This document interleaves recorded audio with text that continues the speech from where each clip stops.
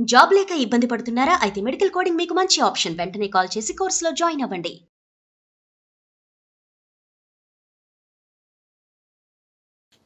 Sir నాకు మా భార్యదే సమస్య సార్. నాకు ఏంటంటే 10 సంవత్సరాలు అవుతుంది సార్ మాకు మ్యారేజ్ అయ్యి. సార్ మాకు 2 పిల్లలు ఉన్నారు సార్ మాకు. ఒకరు 7 years, ఒకరు 6 years సార్. ఓకే. మేము ఇక్కడ హైదరాబాద్ లో నివాసం ఉంటున్నాం సార్. ఇక్కడ ఉద్యోగరీత్యా ఇక్కడికి వచ్చేసి ఇక్కడ ఉంటున్నాం సార్ మేము. అయితే నాకు సాయంత్రము 6కి జాబ్ అయిపోతుంది సార్. సాయంత్రం 6 తర్వాత ఇంటికి వెళ్ళేసరికి నాకు ఒక 20-25 minutes పడుతుంది సార్ నాకు ఇంటికి వెళ్ళడానికి. ఓకే. ఒకవేళ ట్రాఫిక్ జామ్ అయ్యి లేకపోతే ఏదన్నా అటు ఇటు అయ్యి కొద్ది ఒక 10 నిమిషాలు లేట్ అయితే ఇంట్లో నాకు టార్చర్ ఉంటుంది సార్.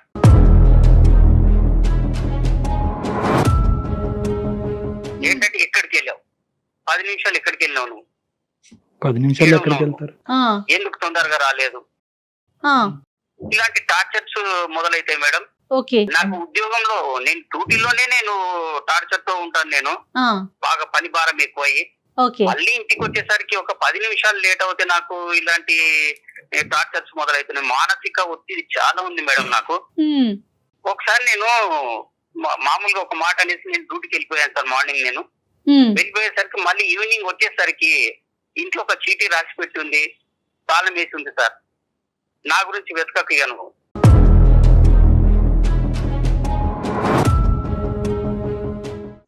నేను ఎక్కడికైనా వెళ్ళిపోతున్నానని. నేను 2 పిల్లలు తీసుకొని వెళ్ళిపోయింది మేడం.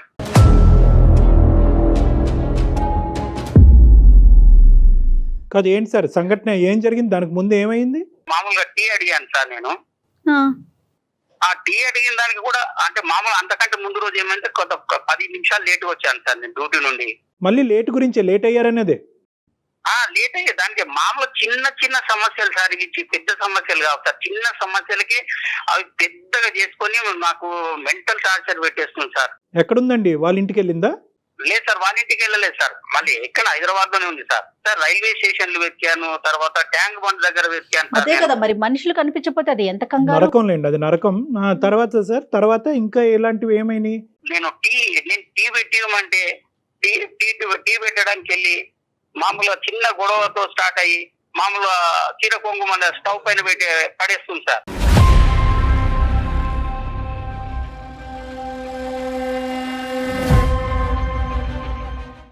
నేను కంగారు పడి మళ్ళీ దానికి పోయి ఆర్పాలి సార్. ఆర్పి మళ్ళీ ఏమైంది, ఎందుకు ఇంత చిన్న 2 మాటలు అనుకున్న దానికి మళ్ళీ అంత పెద్ద చేసుకోవడం ఎందుకని నేను ఆర్పేస్తాను సార్. నేను ఆఫీస్ లేనటువంటి రోజు లేదంటే ఆఫీస్ అయిపోయిన తర్వాత ఇంట్లో మీరిద్దరు ఉన్నప్పుడు మీ ఇద్దరి మధ్యన ఎటువంటి భేదాభిప్రాయాలు రావటం వల్ల ఆవిడ ఇంకా ఆత్మహత్య ధోరణిలోకి వెళ్తున్నారు?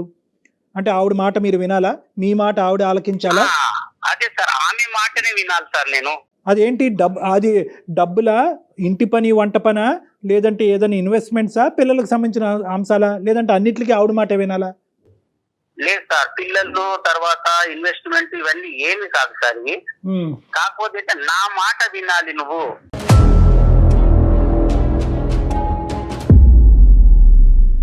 పెళ్ళైన దగ్గర నుంచి ఇంతేనా? పెళ్ళైన దగ్గర నుంచి ఇంతే మేడం. మామూలుగా ఒక 2-3 నెలలు మామూలుగా ఉన్నారు మేడం. ఎన్ని సంవత్సరాలు అవుతుందండి మీకు పెళ్ళయి? 10 సంవత్సరాలు అవుతుంది మేడం. 2 పిల్లలు.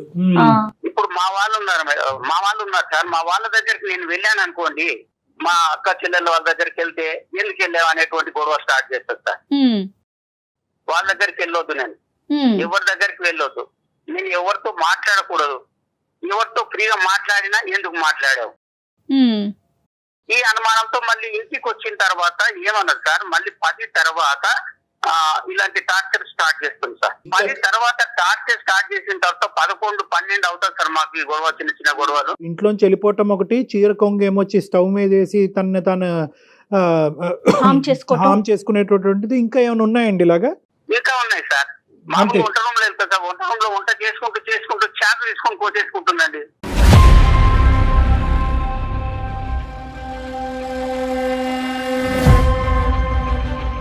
ఇప్పుడు ఇవన్నీ ఏంటి అంటే నా మాట వినాలి అనేటటువంటి ఉద్దేశంతో మీ సైడ్ నుంచి ఆ అటెన్షన్ తన వైపు డైవర్ట్ చేసుకోవాలి, మిమ్మల్ని లొంగ తీసుకోవాలనే ఉద్దేశమా, లేదంటే ప్రాణాలు తీసుకోవాలనేటటువంటి ఉద్దేశమా? లేదు సార్ ప్రాణం నన్ను ఏమనదు సార్, నన్ను ఏమనకుండా ఆమె అదే. చేసుకోవడంలో ఆమె అది సరే. భయపెడుతుంది సార్. మిమ్మల్ని ఏమి చేయదు, కానీ తను నిజంగా ప్రాణాలు తీసుకోవాలనే ఉద్దేశమా లేదంటే మీ అటెన్షన్ తన వైపు డ్రా చేసుకునే ఉద్దేశమా? సార్ ఆ టైంలో నేను అటెన్షన్ లేకపోతే ఏమన్నా జరగవచ్చు కదా సార్. అదేలేండి, తన ప్రయత్నం కాస్త నిజం అవ్వచ్చు. ఓకే, అర్థం. అవ్వచ్చు కదా సార్. రైట్. నేను అటెన్షన్ లో లేకపోతే నేను ఏమన్నా అవ్వచ్చు సార్. అంటే అలర్ట్ గా ఉంటాను సార్. నేను ఏ టైంలో ఏమవుతుంది మళ్ళీ అటు చూసేసరికి ఏదో ఒకటి చేసేసుకుంటాను సార్. సార్ ఇంకోటి ఒకసారి హ్యాంగ్ కూడా చేసుకుంటారు, హ్యాంగ్ చేసుకోవడానికి కూడా ప్రయత్నం చేసింది సార్. దానికి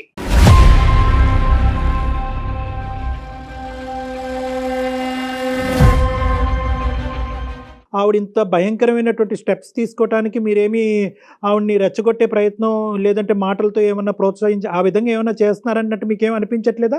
నేను ఏం చేయను సార్. నేను అలాంటివి కూడా ఏం చేయను సార్. ఆమె చెప్పినట్లే వింటాను. ఎప్పుడన్నా ఇలాగా జరిగినప్పుడు ఏమన్నా కొన్ని ఒక మాట ఏమన్నా అన్నప్పుడు నా మాటనే వినాలి నువ్వు.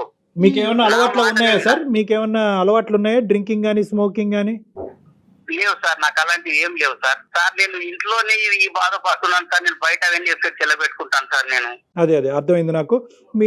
మీరు వెళ్ళి మీ పేరెంట్స్కి కానీ వాళ్ళ పేరెంట్స్కి కానీ చెప్పడం జరిగిందా? ఇది ఏమన్నా పెద్దల పంచాయతీ వరకు వెళ్ళిందా ఈ అమ్మాయి యొక్క ప్రవర్తన? ఎందుకంటే రేపు పొద్దున ఆ అమ్మాయి ఏమన్నా చేసుకుంటే ఒకటి ఆ అమ్మాయి చనిపోవటం, పిల్లలకి తల్లి లేకుండా అవటమే కాకుండా మీరు కూడా రకరకాల చిక్కుల్లో పడతారు. కాబట్టి ఇది ఎప్పుడు ఇంటి బయటకు తీసుకెళ్లారా?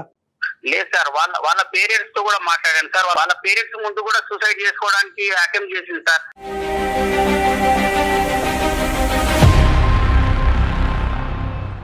తన నేచర్ అది అంటారా? అల్లుడు గారు మీరు కొంచెం మా అమ్మాయిని జాగ్రత్తగా చూసుకోండి అని చెప్పారు సార్. సో తను సరదాగా నవ్వుతూ ఉండే సందర్భాలు ఉంటాయండి ఆవిడకి? ఎప్పుడైనా నవ్వుతూ సంతోషంగా ఉంటాయా లేదంటే ఎప్పుడు బాధలు, గొడవలు, చనిపోవటానికి థ్రెట్స్ ఇలాంటివే ఉంటాయా? అలా ఉండదు సార్ ఎప్పుడు. కాకపోతే ఏంటంటే ఎప్పుడు నేను చెప్పినట్లు వింటే హ్యాపీ సంతోషంగా ఉంటుంది సార్. ఆమె చెప్పినట్లు వినాలి, రైట్. ఆమె ముందు కూర్చోవాలి, ఆమె చెప్పిందే చేయాలి. ఇంట్లో ఫైనాన్షియల్ గా అంటే మొత్తం ఇల్లంతా ఎవరు చూసుకుంటారండి? తనే హ్యాండిల్ చేస్తారా మీరా? తనే హ్యాండిల్ చేస్తుంది మేడం. డబ్బులంతా తనే చూసుకుంటారు, ఎవరికి ఇవ్వాలన్నా ఏం చేయాలన్నా. సో ఇంకొక పాయింట్ మీరు ఏం చెప్పారంటే కనుక గొడవ పడతారు కానీ మిమ్మల్ని తిట్టడం కానీ అసభ్యకరంగా తిట్టడం కానీ మిమ్మల్ని హాని చేయడం కానీ అవి చేయదు. ఏం చేస్తారు, నన్ను ఏమన్నది సార్. కాకపోతే ఏంటంటే ఆమె ఏమన్నా చేసుకుంటే నాకు భయం సార్. నాకు ఒక మానసికమైనటువంటి ఒత్తిడికి లోనయ్యాను సార్ నేను. ఆఫ్ కోర్స్ అది భయంకరమైనటువంటి నరకం లేండి. ఎందుకంటే ఆఫీస్లో కూర్చోలేరు, ఇంట్లో కూర్చోలేరు, ఎక్కడ నిలబడలేరు. తనకు కావాల్సినటువంటి విధానం భర్త పాటించాలి అంటే కనుక తన ప్రాణాలు తీసుకోవటం గురించి కూడా తను వెనకాడదు. తన బాధ్యత ఏంటి, పిల్లలకి తల్లి ఏంటి, రేపొద్దున నిజంగా తను చేసేటటువంటి అటెంప్ట్ నిజమయ్యి తన ప్రాణాలు పోతే కనుక రేపొద్దున వచ్చే పరిస్థితి ఏంటి అన్నది కూడా అమ్మాయికి అర్థం కావట్లేదు. మరి ఒకసారి ఆవిడతో ఏమైనా మాట్లాడదామంటారా? ఆవిడ ఫోన్ ఏమండి, మీ వైఫ్ తో ఏమైనా మాట్లాడొచ్చా? మనం డాక్టర్ గారితో మాట్లాడించొచ్చా? వద్దు మేడం. మళ్ళీ నన్ను ఇంటికి వెళ్ళిన తర్వాత నన్ను ఏం చేస్తున్నా నాకు భయం వేస్తుంది మేడం. నాకు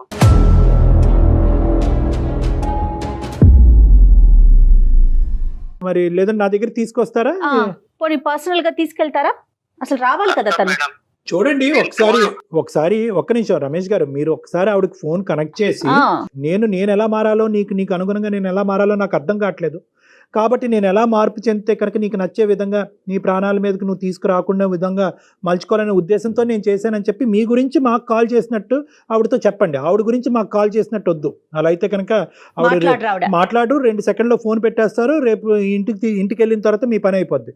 కాబట్టి నేను ఎలా మారాలి అనే ఉద్దేశంతోనే నేను చేశాను అన్నట్టుగా ఒకసారి ట్రై చేయండి. మీ వైఫ్ గురించి కాదు, మీకోసమే మాకు కాల్ చేశారని చెప్పండి ఆవిడకి, అంతే కదండి? అంతే, బెటర్ అమ్మా. Okay madam.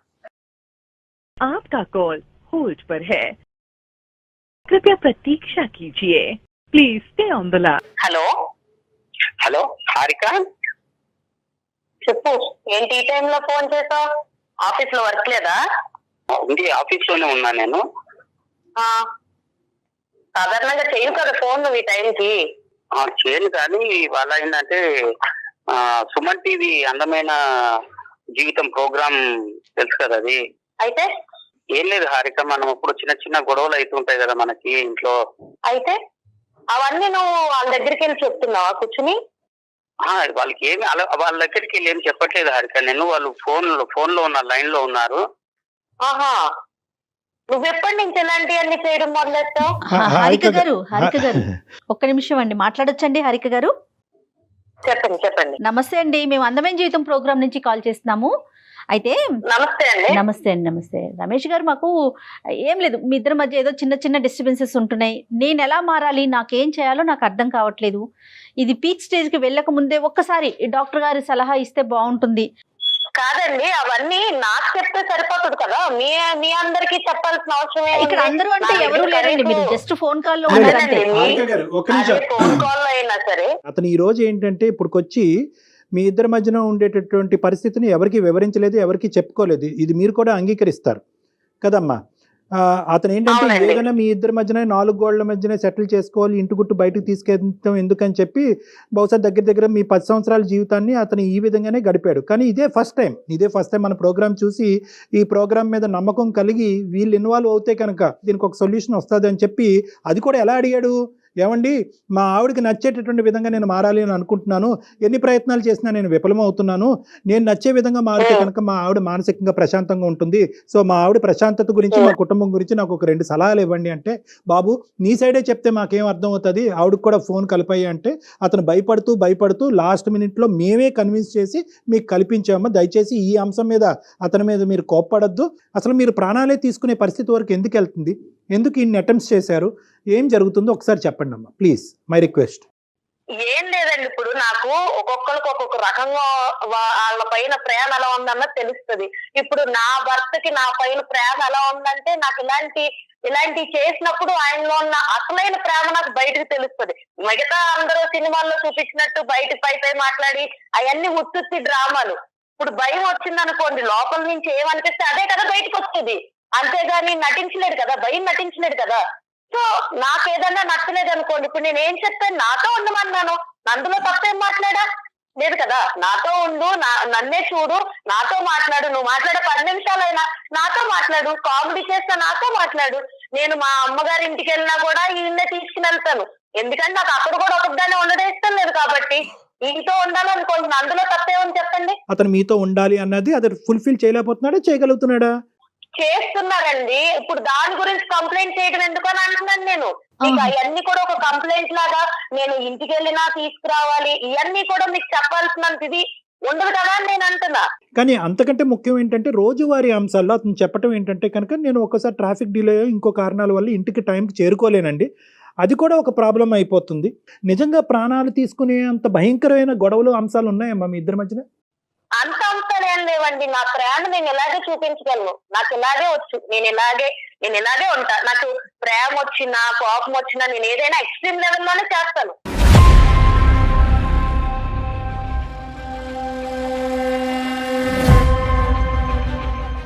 నేనంత సాదాగా నేను అలా లేనండి, చిన్నప్పటి నుంచి నేను ఎలాగే పెరిగాను. మరి దాని వల్ల పక్కన ఉన్న వాళ్ళకి ఇబ్బంది కలుగుతోంది కదండి. అదమ్మా, ఒక నిన్ను హింసించుకోవటం అనేది ఒక అలవాటు ఎలా అవుతుందమ్మా? నిన్ను హింసించుకోవటం, బాధ పెట్టుకోవటం ఎలా అలవాటు అవుతుంది? నువ్వు గీసినటువంటి బొమ్మలాగే నలుగురు అందులో ఉండాలి అనేటటువంటిది ఎంతవరకు పాసిబుల్ అవుతుంది? పోనీ అతను గీసినటువంటి విధంగా నువ్వు ఉండగలవా? ఇక్కడ థింగ్ ఏంటంటేనండి, నేను నలుగురిని ఉండాలని నేను కోరుకోవట్లేదు. ఒకటి, నేను ఆయన పెళ్లి చేసుకున్నాను, ఆయన నన్ను పెళ్లి చేసుకున్నాడు, నా మనిషి అన్న కూడా నాకు తగ్గట్టు ఉండాలన్నది నేను అనుకుంటున్నాను.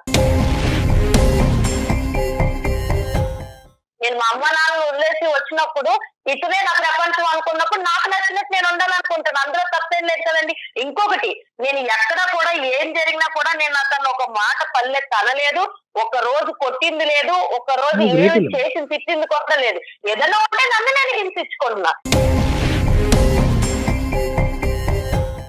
అంటే ప్రేమ దక్కించుకోవాలి అంటే కనుక అవతల వ్యక్తిని భయపెట్టి బెదిరించి లొంగ తీసుకుని ఉక్కిరి బిక్కిరి చేసి, నువ్వు నన్ను ప్రేమించకపోతే కనుక నేను చెప్పినట్టు నువ్వు వినకపోతే నేను చచ్చిపోతాను అనేటటువంటి మాటలు బట్టే ప్రేమ? అదొకటేనా నీకు తెలిసినటువంటి ప్రేమ, ఒక మనిషి దగ్గర దక్కించుకునే ప్రేమ? నాకు ఇదే తెలుసండి, నాకు ఇలాంటిదే తెలుసు. నా సైడ్ నుంచి ప్రేమ అంటే ఇలాగే ఉంటది, నాదన్నీ ఎక్స్ట్రీమ్ లిమిట్స్ లోనే ఉంటది. మరి తప్పమ్మా, అలా ఉంటది అంటే కనుక రేపొద్దున మీ పిల్లలు కూడా పెద్ద అయిన తర్వాత, అమ్మ నువ్వు ఇలా ఉంటే కనుక మేము చచ్చిపోతాం, అమ్మ నువ్వు ఎగ్జామ్ రాయమంటే మేము చచ్చిపోతాను, అమ్మ నేను ఫెయిల్ అవుతే నేను చచ్చిపోతానని చెప్పి మిమ్మల్ని బెదిరిస్తారు. విధానం ఉంటే కనుక మార్చుకోవాలమ్మా. సారీ, మీరేదో చెప్తున్నారు రమేష్ గారు. ఈ ప్రేమ కోసం, మన పిల్లల కోసము, నా తల్లిని, నా తండ్రిని, నా బంధుత్వాన్ని అందరిని వదులుకున్నా, నా స్నేహాన్ని కూడా వదులుకున్నారా హారిక? నేను ఇంకా నీకు ఇప్పుడు ప్రేమ పంచాలి నీకు. నేనేం వదులుకోలేదు నీకోసం.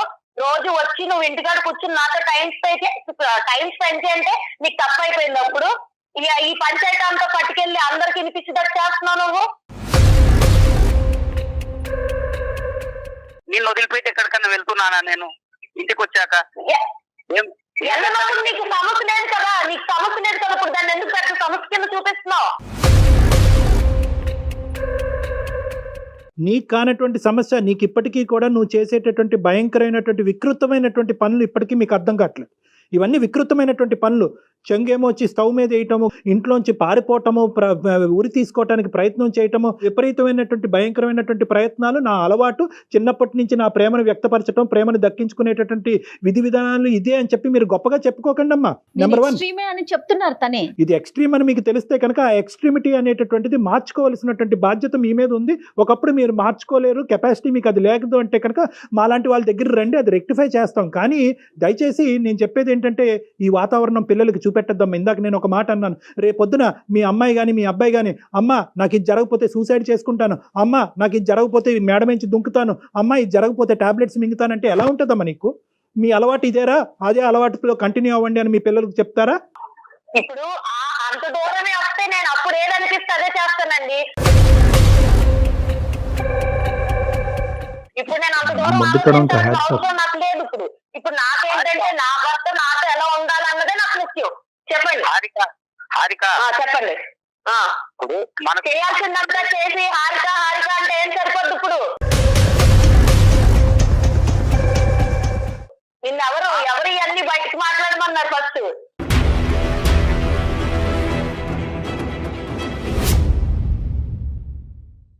లేదు కాదు హారిక, మనకు పెళ్లి అయి 10 సంవత్సరాలు అయిపోయింది, 2 పిల్లలు ఉన్నారు హారిక మనకి. మన పిల్లలకు నాకు గుర్తు లేదా? నువ్వు గుర్తు చేస్తున్నప్పుడు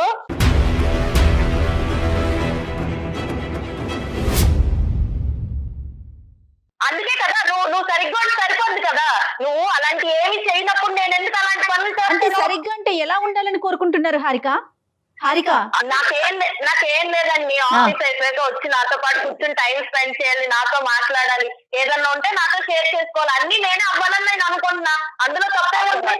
ఆయనకంటే సొంత ప్రపంచం నీవు చెప్పి నేను ఏం పాటించట్లేదు హారిక. నేను ఇంట్లో ఉండట్లేదు, ఎక్కడికైనా బయటకు వెళ్తున్నాను హారిక. ఇప్పుడు నేను అలాంటి టైంలో నేను అలాంటి అటెంప్ట్ చేస్తున్నాను చెప్పు. నువ్వు ఏదన్నా నేను చెప్పింది చేయకపోతేనే కదా నేను చేస్తున్నాను. అమ్మ నువ్వు అడిగేటటువంటివన్నీ అడుగుతున్నావు, అతను ఏమంటే చేసేటటువంటివన్నీ అతను చేస్తున్నానని అంటున్నాడు. ఇప్పుడు వచ్చి నువ్వు చేయలేకపోతున్నావు, ఇది చేయలేకపోతున్నావు అని చెప్పి ఒక్కటి కూడా ఇది చేయలేదు, ఇది చేయలేకపోయాడు మీరు చెప్పలేకపోయారు. ఓన్లీ థింగ్ ఏంటంటే మీకు కావలసినటువంటి విధంగా అతను ఉన్నాడు, ఇప్పటికీ ఉన్నాడు. కానీ ఏంటంటే అతను ఏమన్నా ఆ గీత దాటి అటువైపు వెళ్తాడనేటటువంటి ఆలోచనతో ఏంటంటే మీరు అటో గీత ఇటో గీత దాటి దాన్ని బ్లాక్మెయిల్, నేను చచ్చిపోతాను అనేటటువంటి దాంతో ముడిపెట్టి ఇంకా ఇంకా ఇంకా ఇంకా లొంగ తీసుకునేటటువంటి ఒక పిచ్చి ప్రయత్నం మీరు చేస్తారు. కాదు హారిక, భయంతో లొంగ తీసుకుంటారా, ప్రేమతో లొంగ తీసుకుంటారా? ఏ వ్యక్తినైనా ఎవరినైనా ఇంత పోసగుచ్చినట్టు ఒక మగాడు కానీ ఆడదు కానీ సంసారం కాపురాలు చేయలేరమ్మా. ఇంపాసిబుల్. అతని వ్యక్తిత్వం బట్టి అతను ఉంటాడు, మీ వ్యక్తిత్వం బట్టి మీరు ఉంటారు. At the end of the day మీ ఇద్దరి మధ్యన ఒక బంధం ఉంటుంది, ఆ బంధానికి ఒక ప్రేమ ఉంటుంది, అంతేగాని ఇదేదో 2 1 2 2 2 4 2 3 6 అన్నట్టుగా ఉండదమ్మా. ఇది జీవితం. అది బహుశా నీకు ఎవరు చెప్పలేదు, ఇప్పుడు మేము చెప్తే అర్థం అవుతుంది అనేటటువంటి ఆస్తో నేను ఇలా చెప్తున్నాను. నెంబర్ 1. నెంబర్ 2 ఏంటంటే ఈరోజు నిజంగా ఈరోజు ఎంతో అదృష్టం బాగుంది కాబట్టి ఈరోజు నువ్వు నేను మాట్లాడుకుంటున్నావు అమ్మా. నువ్వు చేసినటువంటి ఒక్క అటెంప్ట్ అయినా కూడా ఈరోజు నిజమై ఉంటే కనుక నీ ప్రాణాలే దక్కుండేవి కాదు. ఒక పనికిరాని కారణానికి ప్రాణాలు తీసుకున్న ఒక భార్యగా, ఒక తల్లిగా చరిత్రలో నిలిచిపోతావు నువ్వు. ఏమన్నా అర్థం ఉందా? మీకేమన్నా క్యాన్సర్లు ఉన్నాయా? రేపో మాపో చచ్చిపోతున్నారా? లేదంటే ఇంకేమన్నా బలమైనటువంటి ఫైనాన్షియల్ బలహీనతలు ఉన్నాయా? తినటానికి తిండి లేదా? పడుకోవటానికి ఇల్లు లేదా? ఏం లేదు మీకు. అన్నీ ఇస్తే దేవుడు అన్నీ ఇస్తే ఇదొక రోగమేమో అని అనుకోవాలి మనం. నిజంగా నాకు కోపం వస్తుందమ్మా. ఇది కాదమ్మా బతికేటటువంటి విధానం. నీకు విపరీతమైనటువంటి యాంగర్ మేనేజ్మెంట్ ప్రాబ్లమ్స్ ఉన్నాయి, అది ఒక మానసిక రోగం. దానికి ట్రీట్మెంట్ తీసుకోవాలమ్మా నువ్వు. నాకు ఇప్పుడు చాలా కోపం వస్తుందండి, మీరన్నీ అన్ని మాట్లాడుతుంటే నాకు కోపం వస్తుంది. అలా కదమ్మా, నిజంగా ఇంత చెప్పు కాదమ్మా, నిజంగా ఇంత చెప్పు చేతల్లో ఉండేటటువంటి మగాడు కావాలి అంటే కనుక నువ్వు ఏ రోబోనో పెళ్లి చేసుకోవాల్సింది. ఒక రోబోట్ని పెళ్లి చేసుకుని నీ చేతిలో ఒక రిమోట్ కంట్రోల్ ఉంటుంది, ప్లస్ మైనస్ అప్ డౌన్ నొక్కుంటే నువ్వు చెప్పినట్టుగా ఆడతాడు అతను. లేదమ్మా, లేదు, నేను ఓన్లీ అమ్మ ఇది కేవలం నీ లైఫ్ ఒక్కటే అయితే కనుక తల్లి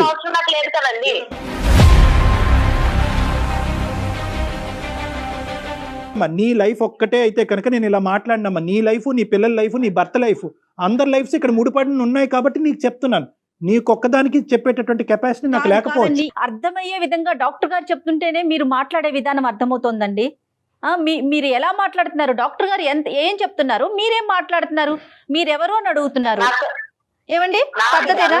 నాకు ఇదంతా కాదండి, నాకు ఇంకొక పర్సన్ మా రిలేషన్ లో దూరడం నాకు ఇష్టం లేదు.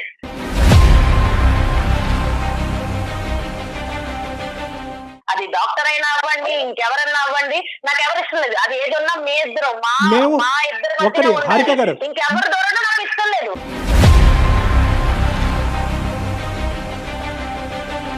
సూపర్, కరెక్ట్ హారిక గారు. ఈ సెకండ్ లో మేము ఫోన్ కాల్ కట్టి బయటకు వెళ్ళిపోతాం. మీకు ఒక 1 వీక్ టైం ఇస్తాం. మీ ఇష్యూని రిజాల్వ్ చేసుకుంటారా? మీ ఇష్యూని మీ ప్రాణాల మీద తీసుకొచ్చుకోకుండా, సూసైడ్ చేసుకుంటాననేటటువంటి మాటలు రాకుండా, అటువంటి అటెంప్ట్లు చేయకుండా, ఇంట్లోంచి పారిపోకుండా మీరు మీ ఇష్యూని రిజాల్వ్ చేసుకునేటట్టు అయితే కనుక మాకెందుకమ్మా, మాకు ఇంకో 2000 మీ ఈమెయిల్స్ వెయిట్ చేస్తున్నాయి. మాకు బాబు మాకు హెల్ప్ చేయండి, బాబు మాకు హెల్ప్ చేయండి అని ఇంకో 2000 ఈమెయిల్స్ మాకు పెండింగ్లో ఉన్నాయి. వాళ్ళకి చేసుకుంటాం పోయి. వద్దనుకునే దానికి నీకెందుకు చేస్తాం? నిజంగా నువ్వు వారం రోజుల టైంలో కదమ్మా హారిక గారు, నిజంగా అతను చేసినా మేం చేసినా ఎవరు చేసినా ఒక వారం రోజుల్లో మీ యొక్క ఇష్యూని మీ హస్బెండ్కి మీ పిల్లలకి ఇబ్బంది లేనటువంటి పరిస్థితుల్లో రిజాల్వ్ చేసుకునే కెపాసిటీ మెంటాలిటీకి మీకుందా? ఏది ఉన్నది నేను చూసుకుంటానండి.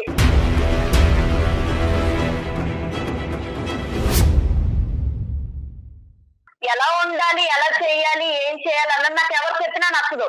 అమ్మా నార్సిస్టిక్ పర్సనల్ అంటారు, అహంకార ధోరణి. వినాలంటే నేను అదే అనుకుంటున్నా. పెళ్ళై నేను వచ్చిన తర్వాత ఇతనే నా ప్రపంచం, ఇతనే నా సర్వస్వం అనుకున్నప్పుడు నేను ఏం చెప్తే ఆయన కూడా ఉండాలి.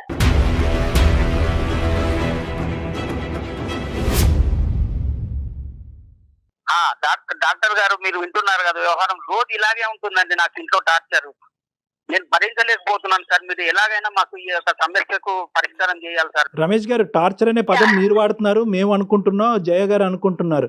కానీ అక్కడ ఆవిడ అనుకోవట్లేదు కదా. ఆవిడకి అది టార్చర్ లా కనిపించట్లేదు. అది విధానము, అది ఒక పద్ధతి, ఆవిడ నేర్పరితనము, ఆవిడ ఆలోచన శైలి. పుట్టేరుగా ఆవిడ ఇలాగే బతికిందంట. మా వాళ్ళని అందరిని వదులుకున్నాను సార్, నా ఫ్రెండ్స్ వదులుకున్నాను. అదే మీరు చేసిన పొరపాటు. పొరపాటు ఏంటంటే ఆవిడ ఒక చెయ్యి పట్టుకుని కిందకి, మీ కాలర్ పట్టుకుని ఒక్కొక్క మెట్టు కిందకి ఈడ్చుకుని వస్తున్నంత సేపు మీరు కిందకు వచ్చారు. ఎందుకు వచ్చారంటే కుటుంబాన్ని కాపాడటానికి మీరు వచ్చారు. కానీ అది ఆవిడకి అలవాటు, పరిపాటి కింద అయిపోయింది. సో ఈ మనిషిని పూర్తిగా కిందకి తీసుకొచ్చి కాళ్ళ కింద చెప్పులాగా మార్చుకోవాలనే ఉద్దేశంతో ఆవిడ వెళ్తుంది. అది కరెక్ట్ కాదు. ఆవిడకి ఎవరు చెప్పలేకపోతున్నారు. ఈ రోజు వాళ్ళ తల్లిదండ్రులు చెప్పినా ఇది చాలా చాలా బాగా ఈ రోజు నువ్వు ఫోన్ చేసి ఎలా ఉంది అలా ఉంది అని అంత చెప్పుకునేట్టుగా తయారయ్యావు కదా. నువ్వు ఇంటికి రా, చెప్తాను నీ పని.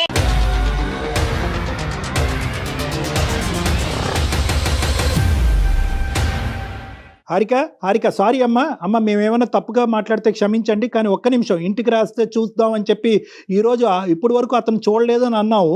ఇప్పుడు ఏంటంటే అతను చూస్తాను అని అంటున్నావు. అతను చూస్తావో నువ్వేమన్నా చేసుకుంటావు అనేటటువంటి భయంతో మాకుంటుంది.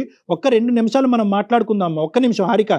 ఇప్పుడు ఇదంతా కాదండి, నాకు ఇప్పుడు కోపం తెప్పించాడు మా ఆయన. ఇవన్నీ మీకు చెప్పాల్సిన అవసరం లేదు. ఫస్ట్ థింగ్ నాతో మాట్లాడాలి, లేదా ఏదన్నా ఉన్నా ఇలా ఉంది ఇలాంటి థాట్ ఉండాలంటే నాకు ముందు చెప్పాలి. నాతో నువ్వు 190 సార్లైనా మాట్లాడాలి. నువ్వు నన్ను పెళ్లి చేసుకున్నావు కాబట్టి నాకు చెప్పాలి. ఎన్నిసార్లైనా నువ్వు చెప్పాలి. నేను వినకపోతే నాకు అర్థమయ్యేలాగా నువ్వు చెప్తూనే ఉండాలి. నేను వినకపోతే నా చేతిలో ఉండదు.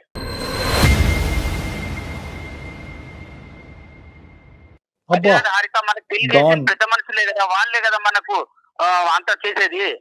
పెద్ద మనుషులు చెప్తారు కదా మనకి. అతను గట్టిగా మాట్లాడితే ఆవిడ చేయిపోయి ఏదైనా చేసుకుంటదని చెప్పి అతను పిల్లిలాగా అతను ఉన్నాడు. కాదమ్మా హారిక. హలో హారిక అమ్మా, నీకు చెప్పేటటువంటి కెపాసిటీ, స్థాయి, స్తోమత బహుశా ఎవరికి లేదేమో. అలాంటి వాడు ఎవరు ఇప్పుడు వచ్చి భూప్రపంచమే పుట్టెరుగు ఉండడు.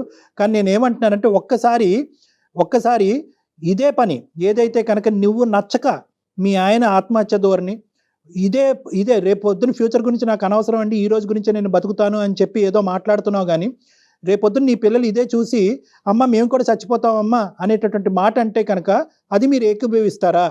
ఒక ప్రాబ్లంకి అది సొల్యూషనా? నేను అందుకే అంటున్నానండి, నేను ఫ్యూచర్ గురించి ఇప్పుడు ఆలోచించను. అండ్ ఇంకా మేము ఏం గొడవ పడినా ఏం చేసినా సరే అది మేమిద్దరం ఎక్కువ ఉన్నప్పుడే నేను ఎక్కువ గొడవ పడ్డాను. కానీ పిల్లల ముందు నేను అంత ఎక్కువగా అయితే అమ్మా. గొడవపడిన సందర్భాలు అయితే లేవు. ఆ, One thing, అమ్మా ఇది నాకు- ఎంతకాలం నాకు- నీ ఫ్యూచర్ ఎక్కడో లేదమ్మా. నీ ఫ్యూచర్ ఏం 100 కిలోమీటర్ల దూరంలో లేదు. ఇది ఒక 10 రోజుల్లో, ఒక 2 నెలల్లో, ఒక సంవత్సరం దూరంలోనే ఉంది. ఇటువంటి ధోరణి నీ పిల్లలకు అలవాటు అవటానికి, ఇటువంటి ధోరణిలో మీ భర్త కూడా మాట్లాడటానికి, లేదంటే ఈ హింస భరించలేక నువ్వు చెప్పి చేస్తున్నావు. అతను చెప్పకుండా చేస్తాడు. చేయొచ్చు. అతను చెప్పకుండా చేస్తాడు. అప్పుడేం చేస్తారు? హారిక నా ఆలోచన అంతా నువ్వు నా పిల్లలే హారిక, మీరే నాకు సర్వస్వం హారిక. నాకు ఇదిగో అంత ఆలోచన ఉన్నాడు అయితే నువ్వు ఇట్లా ఫోన్లు కలిపి ఫోన్లు చేయించి మాట్లాడించాడు కాదు, కానీ నువ్వు మాట్లాడుకో. నువ్వు చేసినంత చూసాను, నువ్వేం చేసావు కూడా నాకు అర్థమైంది. నీకు ఎంత సంధిస్తే నువ్వు ఎలాంటి పనులు చేస్తావో కూడా నేను ఊహించగలను. అందుకే నేను ఎంత కూడా నీకు గ్యాప్ ఇవ్వకుండా నువ్వు టైం అయ్యేకి ఇంటికి రావాలన్న, అందులో నేను నిస్వార్థంగా ప్రేమించాలని అనుకుంటున్నా. అందులో తప్పే ఉంది. నీకు అది ఇబ్బంది అయిపోతుందా? నాకు తెలియక అడుగుతున్నాను. కాదు హారిక, నేను కాదని ఎక్కడికన్నా వెళ్ళానా రాధిక? నేను ఎక్కడికన్నా వెళ్ళానా? వెళ్ళనప్పుడు నీకు కంప్లైంట్ లేనప్పుడు, నీకు వెళ్ళనప్పుడు నీకు కంప్లైంట్ లేనప్పుడు ఇప్పుడు ఎందుకు దాన్ని పెద్ద కంప్లైంట్ కింద చూపిస్తున్నావు మరి? కాదు హారిక, నువ్వు చెప్పినట్టే వింటున్నాను కదా హారిక. ఏంటి నాన్న నువ్వు చెప్పినట్టే వింటున్నాను. నువ్వు ఆవిడ టీచరు, నువ్వు స్టూడెంటా? బాగుందయ్యా మీ స్కూలు. ఇదంతా కాదు, నేను చెప్పినట్టు వింటున్నాను అని అంటా. మరి ఆవిడ చెప్పినట్టే విను. మాకెందుకు ఫోన్ చేసావు? ఇక్కడ కర్ర ఎరగకూడదు, పాము సాగకూడదు అంటే ఎలాగా? మేము గట్టిగా చెప్తుంటే నువ్వేమో ఆ అమ్మాయి కాళ్ళ వేళ్ళ పెట్టుకుని నువ్వు బతుమాలుతున్నావు. సరే నీ భయాలు నీకు ఉండొచ్చు, ఇంటికి వెళ్ళేటప్పటికి ఆ అమ్మాయి ఏమవుతుందో అనే భయం నీకు ఉండొచ్చు. కానీ ఈ సమస్యకి పరిష్కారం ఎలాగా? ఆ తల్లిదండ్రులు చెప్పలేరు, ఎదురింటోళ్ళు పక్కింటోళ్ళు చెప్పలేదు, ఒక డాక్టర్ గారు, ఒక సీనియర్ యాంకర్ గారు చెప్పలేరు.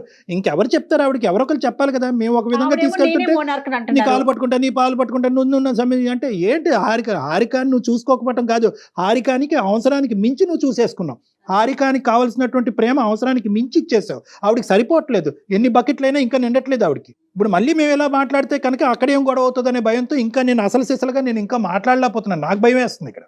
ఇన్ని మాటలు అనిపించాలని నన్ను చోపి ఫోన్ చేసింది లేదా మెయిల్స్ పెట్టింది? నిన్ను ఇన్ని మాటలు అనిపించడానికి కాదు హారిక, మనకేమైనా సొల్యూషన్ దొరుకుతుందేమనే నేను కాల్ చేశాను. నేను ఆహా సొల్యూషన్ రా, ఇంటికి రా, నేను చూపిస్తాను నీకు సొల్యూషన్ ఏంటో.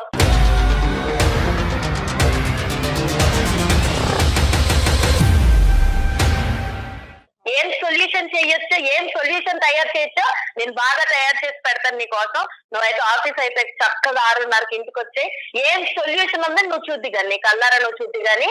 థ్యాంక్ యూ సో మచ్ అండి మీ అందరికి. మీరు మాట్లాడింది నాకు హారిక అమ్మా, దయచేసి అమ్మ ఒకటి, నువ్వు అతనికి ఏం సొల్యూషన్ ఏ సూప్ పెడతావు నాకు తెలియదు, కానీ నేను ఒకటే అడుగుతున్నాను.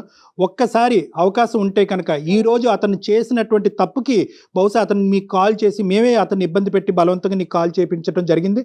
ఎందుకంటే ఎక్కడో చోట ఒక సానుకూలమైనటువంటి పరిష్కారం ఈ ప్రాబ్లంకి ఉంటుందేమో అనే ఉద్దేశంతో నేనే కలపండి అంటే అతను చాలా భయంతో కలిపాడు.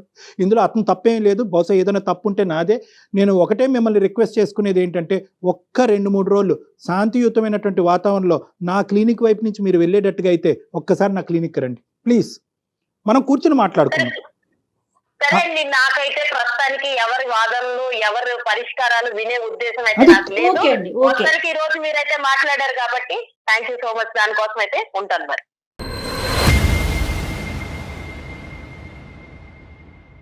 ఉన్నారండి మీరున్నారా? ఉన్నాను మేడం. ఉన్నాను మేడం. బాగా అర్థమైంది లేండి మాకు మీ పరిస్థితి. 10 ఏళ్ల నుంచి మీరు ఎంత బాధ అనుభవిస్తున్నారు. తర్వాత ఆవిడ అలా మీరు ఇలా ఉండబట్టి ఆవిడ అలా మాట్లాడుతుందేమో, అదొక పాయింట్. రెండోది ఏంటంటే, నేను అన్ని త్యాగాలు చేసేసాను. మీరు ఎన్ని త్యాగాలు చేసినా కూడా at the end of the day ఈ సమస్యకి పరిష్కారం అయితే లేదు కదా. కాబట్టి మీకు అర్థం అవ్వాల్సింది ఏంటంటే, మీరు మీలాగా బతకటం అనేటటువంటిది కూడా ఇంపార్టెంట్. మీరు త్యాగాలు అనే ధోరణిలో వెళ్తూ మిమ్మల్ని మీరే మర్చిపోయేటటువంటి విధంగా ఆవిడ కాళ్ళ కింద ఒక ఇదిగా మారిపోవటం అనేది కూడా కరెక్ట్ కాదన్నది ఇప్పుడు అర్థం అవుతుంది. మీరే తెలిసి తెలియకుండా ఆవిడకి నేను లొంగ తీసుకునే కొద్దీ ఇంకా తొక్కే కొద్దీ మా ఆయన ఇలా అవుతాడు అనేటటువంటిది అలవాటు చేశారు. ఇక్కడ మీ జుట్టు అందించారు. ఇప్పుడు ఏంటంటే టూ లేట్. ఇప్పుడు ఇదంతా మాట్లాడుకో, మొక్కగా ఉంది మానే వంగునా అని అంటారు. సో ఇదంతా టూ లేట్. స్టార్టింగ్ లోనే ఏంటి నువ్వు చేసేటటువంటి డామినేషన్, ఇది కరెక్ట్ కాదు. నా ఫ్యామిలీ అని నా ఫ్యామిలీ కోసం చేశాను సార్ నేను ఇదంతాను. చేశారు, కానీ ఫలితం ఏది? ఆ బకెట్ ఎక్కడ నిండింది? ఆ సంతృప్తి ఎక్కడొచ్చింది? ఇంత చేసినా కూడా ఆవిడ నోట్లోంచి ఒక్క పదం వచ్చిందా? ఏమయ్యా నాయన నువ్వు ఇన్ని చేసావు, ఇన్ని త్యాగాలు చేసావు అని ఒక్క మాట వచ్చిందా? కానీ నెగిటివ్ గా కూడా ఏం చెప్పలేకపోతున్నారు కదా కళ్యాణ్ గారు. నెగిటివ్ గా లేదు. ఆవిడ చెప్పేది ఏంటంటే, ప్రేమ దక్కించుకోవటం అనే దానికి ప్రాసెస్ ఇదేనంట. అంటే ఏంటంటే అవతల మనిషి ప్రేమించకపోతే ప్రేమ ఇవ్వలేనేమో అనేటువంటి భయంతో అతన్ని పిండి భయపెట్టి అతనిలో ఒక బెదిరింపు చేసి ఆ అది ప్రేమ కూడా దక్కించుకుంటాడు. తనకి తాను హామ్ చేసుకుంటూ తనకి తాను హామ్ చేసుకోవటం అనేటటువంటిది కూడా ఏంటంటేనమ్మా ఇక్కడ చాలా వరకు చనిపోవాలి అనే ఆలోచన కాదు ఇది. బెదిరించేటటువంటి ధోరణే. కానీ ఇందాక రమేష్ గారు అన్నట్టు ఆ బెదిరింపు కాస్త నిజం అవ్వచ్చు. ఏదైనా అవకాశం ఉంటే ఒకసారి డాక్టర్ గారి దగ్గరికి వచ్చి కలిసే ప్రయత్నం చేయండి మీ వైఫ్ ని తీసుకొని. అంత అవకాశం ఇస్తారా మీకు? ప్రయత్నం చేస్తాను మేడం. డెఫినెట్ గా ఇదైనా ప్రయత్నం చేయండి. ఈ విషయాన్నైనా డాక్టర్ గారి దగ్గరికి తీసుకెళ్లేదైనా చాలా సిన్సియర్ గా గట్టిగా ప్రయత్నం చేసి ఆయన దగ్గర కూర్చోబెట్టండి. ఆయనతో మాట్లాడిన తర్వాత అంటే డైరెక్ట్ గా ఫేస్ టు ఫేస్ మాట్లాడేటప్పటికి కొంచెం ఆలోచనలు మారుతాయి కదా. తప్పకుండా ప్రయత్నం చేస్తాను మేడం. నేను రిక్వెస్టింగ్ గానే మాట్లాడండి. అవసరమైతే 2 అపాలజీలు చెప్పండి. అలాగే సార్, అలాగే రైట్ అండి. ఓకే రమేష్ గారు, అసలు సమాజం గాని కుటుంబ సభ్యులు గాని ఎవరు తోడుంటారండి ఇలాంటి క్యారెక్టర్ కి? ఫైనల్ గా చాలా మంచి ప్రశ్న అడిగారు. ఫైనల్ గా ఇలాంటి వాళ్ళ జీవితాలు ఏకాకిలు అయిపోతాయి. ఎవ్వరు ఉండరమ్మా, సంబంధికులు ఎవరు ఉండరు. తిరిగి చూస్తే ఎవరు తల్లిదండ్రులు ఆల్రెడీ డిశ్చార్జ్ అయిపోయారు. భర్త ఎంతో కాలం ఉండడు ఇలాంటి వాళ్ళతో. మనం ఇది రెక్టిఫై చేయకపోతే పిల్లలకి ఏముంది అంత ఓపిక వరకు. పిల్లలు ఎందుకు, అమ్మ నీ తిండి అక్కర్లేదు, మా తిప్పలేదు, మేము పడతాం అని చెప్పి తొందరలోనే వాళ్ళు దండం పెడతారు. సో ఇలాంటి వాళ్ళు ఖచ్చితంగా ఏకాకిలు అయిపోతారు. దేవుడి దేవల్ల మీ దాకా కౌన్సిలింగ్ వస్తే బాగుంటుంది. నేనైతే మన ప్రోగ్రామ్ ద్వారా అది కోరుకుంటున్నానండి. చూద్దాం మేడం, చూద్దాం. రైట్.